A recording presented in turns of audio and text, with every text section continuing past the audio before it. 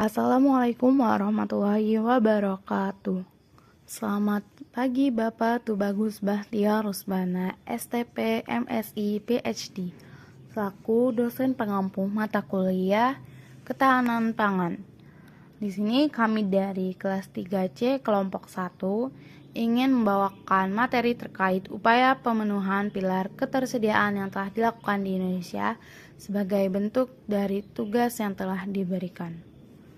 Dengan anggota kelompok terdiri dari Devin Aurara Tufadilah, Zeni Aulia Zahwa, Lydia Komalulukita Novilianti Manalu, Rizka Aryani, dan Basia. Memasuki materi, jadi apa itu ketahanan pangan? Ketahanan pangan yaitu suatu isu multidimensi di mana sangat kompleks, meliputi aspek sosial, ekonomi, politik, dan lingkungan. Sistem ketahanan pangan sendiri terdiri atas 4 subsistem, meliputi ketersediaan, akses, stabilitas, dan pemanfaatan pangan. Ketersediaan pangan merupakan subsistem pertama dari 3 subsistem lainnya dalam sistem ketahanan pangan. Selain itu, ketersediaan pangan juga merupakan pangkal dari upaya mewujudkan kemandirian dan juga kedaulatan pangan.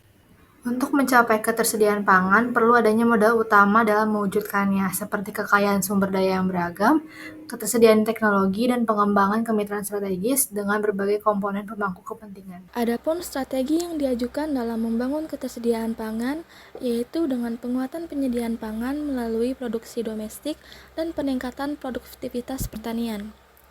Upaya yang perlu dilakukan seperti meningkatkan produksi pangan secara efisien dengan memanfaatkan sumber daya domestik, yang dimana Indonesia ini merupakan negara yang kaya akan sumber daya alam dan sumber daya lautnya.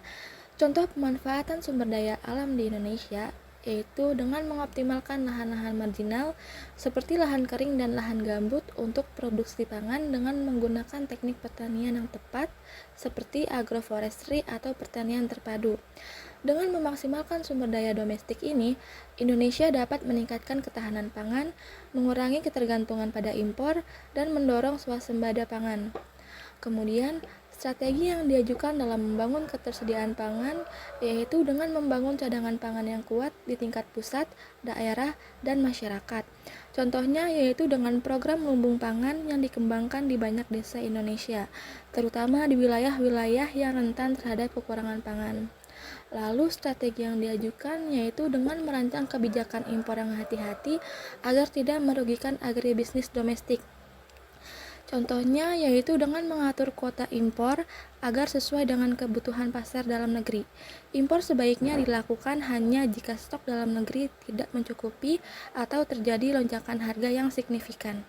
Dalam penguatan usaha pangan berskala kecil yang merupakan ciri khas ekonomi pertanian di Indonesia, itu perlu dilakukan langkah-langkah seperti menghubungkan atau mengintegrasikan aktivitas usaha pangan skala kecil ke dalam rantai pasokan pangan dan mengumpulkan usaha tani berskala kecil agar dapat mencapai skala ekonomi dengan menerapkan strategi sosial ekonomi seperti corporate farming atau contract farming dalam area tertentu, seperti yang telah dijelaskan sebelumnya.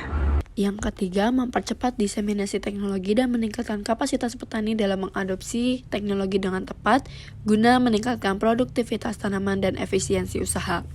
Salah satu langkah operasional yang dapat dilakukan adalah meningkatkan kapasitas penyuluh dan petani, baik dari aspek teknis maupun kapabilitas manajerial dalam mengelola usaha tani.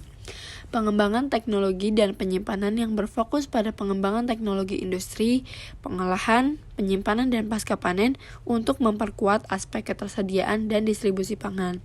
Nah, dengan adanya peranan teknologi pertanian, maka diharapkan akan dapat meningkatkan kualitas hasil pertanian, juga memudahkan bagi para pengelola sektor pertanian untuk mendapatkan hasil kerja yang optimal. Inovasi teknologi pertanian ini berperan penting dalam meningkatkan produktivitas pertanian, mengingat bahwa peningkatan produksi melalui perluasan lahan atau ekstensifikasi ini sulit diterapkan di Indonesia di tengah-tengah konversi lahan pertanian produktif dan non-pertanian semakin meluas. Nah, kemajuan dan pembangunan dalam bidang apapun tidak akan lepas dari kemajuan teknologi. Revolusi pertanian ini juga didukung oleh penemuan-penemuan mesin dan cara baru dalam sektor pertanian. Apabila tidak ada perubahan terhadap bidang teknologi, maka pembangunan pertanian akan melambat dan bisa saja berhenti karena adanya penurunan tenaga kerja di sektor pertanian. Dan yang keempat yaitu mempromosikan pengurangan kehilangan pangan melalui pemanfaatan teknologi pengolahan, penanganan, dan distribusi pangan, karena sangat penting untuk menjaga ketahanan pangan dan mengurangi limbah. Teknologi pengolahan pangan dapat meningkatkan efisiensi produksi, memperpanjang umur simpan produk, serta meminimalisir kerusakan selama distribusi. Misalnya, teknik penyimpanan yang tepat, pengemasan modern, dan teknologi pendinginan dapat mengurangi risiko pembusukan serta kerusakan bahan pangan selama transportasi maupun penyimpanan. Untuk mencapai hal ini, peningkatan aksesibilitas petani terhadap teknologi pengolahan baik secara fisik maupun ekonomi sangat diperlukan. Hal ini mencakup pelatihan, pendampingan, serta kemudahan dalam mendapatkan teknologi tepat guna yang sesuai dengan kapasitas dan kebutuhan mereka. Teknologi ini tidak hanya membantu meningkatkan kualitas hasil pertanian, tetapi juga memungkinkan petani mengolah hasil pertanian mereka menjadi produk dengan nilai tambah yang lebih tinggi, sehingga meningkatkan pendapatan mereka.